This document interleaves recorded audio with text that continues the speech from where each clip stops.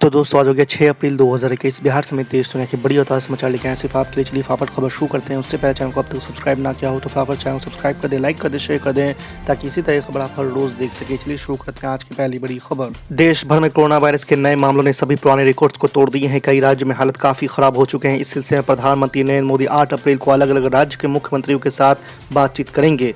इस बैठक में प्रधानमंत्री नरेंद्र मोदी मुख्यमंत्रियों के साथ कोरोना की स्थिति पर चर्चा भी करेंगे।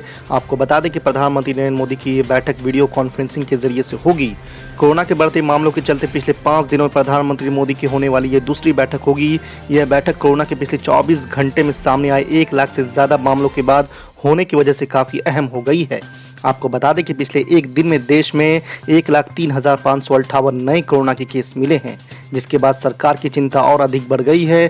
अभी तक भारत में संक्रमण की बीमारी के शुरू होने के बाद से ये आंकड़ा सबसे अधिक है। आज की दूसरी बड़ी खबर। बिहार में नेता प्रतिपक्ष और राजद नेता तेजस्वी यादव ने बीते 23 मार्च को विधानसभा में पुलिस कार्रवाई और विधायकों के साथ मारपीट मामले में विधानसभा अध्यक्ष को पत्र लिखा है। उन्होंने पुलिस या मारपीट के साक्ष्य से जुड़ी सीडी भी भेजी है। दोषियों को बर्खास्त करने की मांग भी की है। आपको बता दें कि तेजस्वी यादव ने अपने ट्विटर हैंडल पर डालते हुए लिखा है कि लोकतांत्रिक मर्यादाओं को तार तार करते हुए 23 मार्च को बिहार विधानसभा के अंदर इतिहास में पहली बार मुख्यमंत्री के इशारे पर विपक्ष के माननीय सदस्यों के साथ बर्बरतापूर्ण मारपीट की गई। इसी संदर्भ में विधानसभा अध्यक्ष महोदय को साक्ष्य सहित पत्र लिख दोषियों को बर्खास्त करने की मांग की है।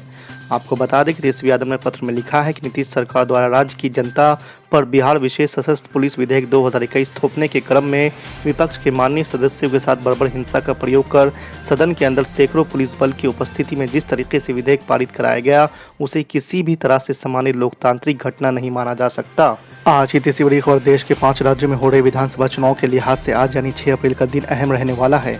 आज तमिलनाडु के सभी 234 सीटों के साथ केरल की सभी 140 सीटों पर भी मतदान होने जा रहा है। असम में आज तीसरे और आखिरी चरण का मतदान है, जबकि पश्चिम बंगाल के 31 सीटों पर आज तीसरे चरण के लिए वोटिंग होनी है।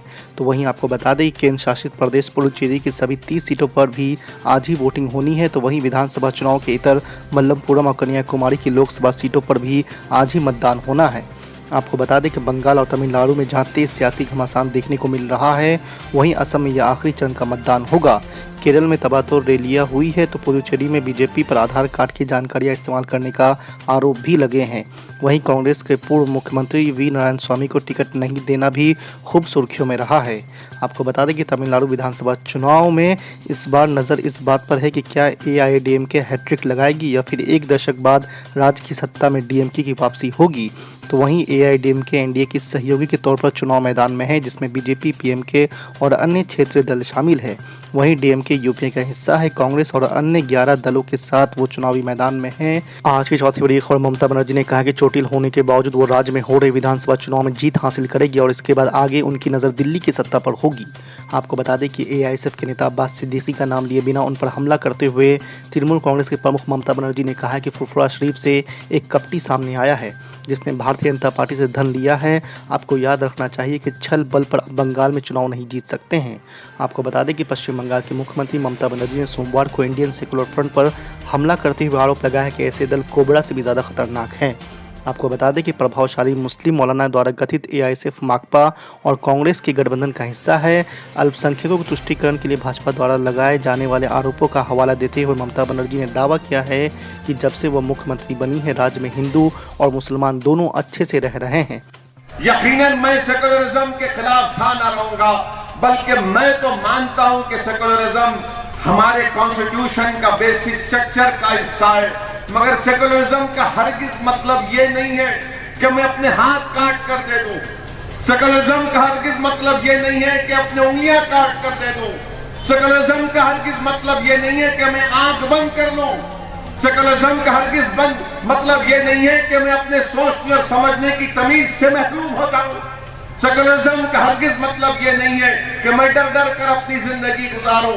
सेकुलरिज्म का हरगिज मतलब ये नहीं है कि मैं अपने पसंद की पार्टी को वोट ना दूं। इसीलिए मैं आपसे अपील कर रहा हूं कि डर की बुनियाद पर नहीं, उम्मीद की बुनियाद पर आप अपने वोट का इस्तेमाल करिए। तमिलनाडु की सियासत आप मुझसे बेहतर जानते हैं, मैं क्या आपको बताऊंगा। मगर एक हकीकत है, चाहे एडीएमके हो और डीएमके हो, ये दूध के धुले हुए नहीं है। इन्होंने बीजेपी का साथ दिया है, डीएमके ने भी बीजेपी का साथ किया है, एडीएमके भी ने भी बीजेपी का साथ किया है। बताइए फिर आप कैसे डीएमके को सेकुलर कहते हैं? मैं आपको याद दिला रहा हूं, 30 अप्रैल 2002 गुजरात का फसाद चल रहा था, खून की होली खेली जा रही थी, इंसानियत को खत्म किया जा रहा था।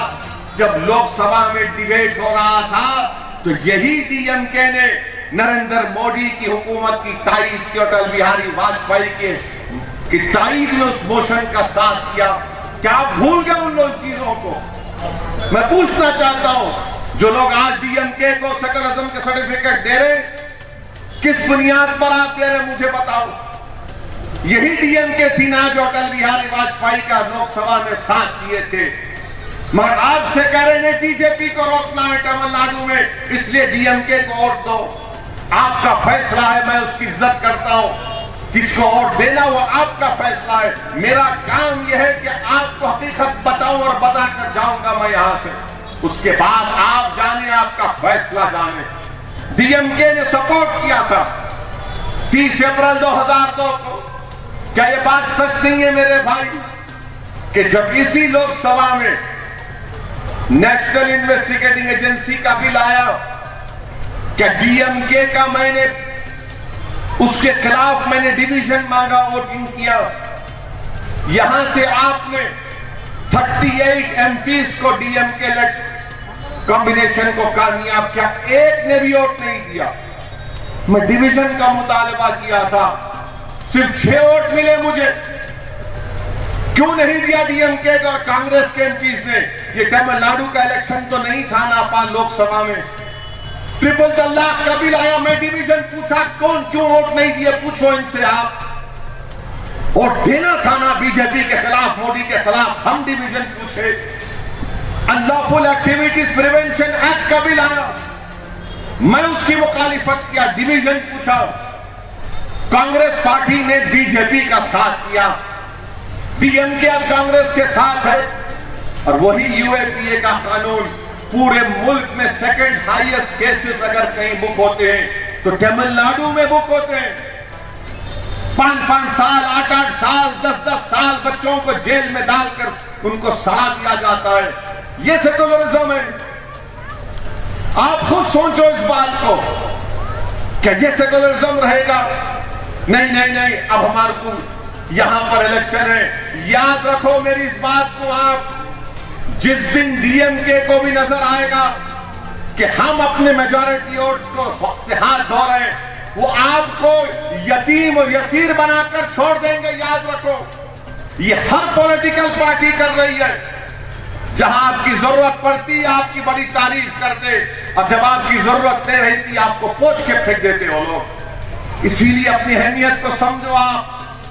अगर मैं गलत कह रहा हूं तो ये पूछो अपने आप से आप। मुझे शिकायत डीएमके से नहीं है, मुझे शिकायत करना है तो आपसे करना है।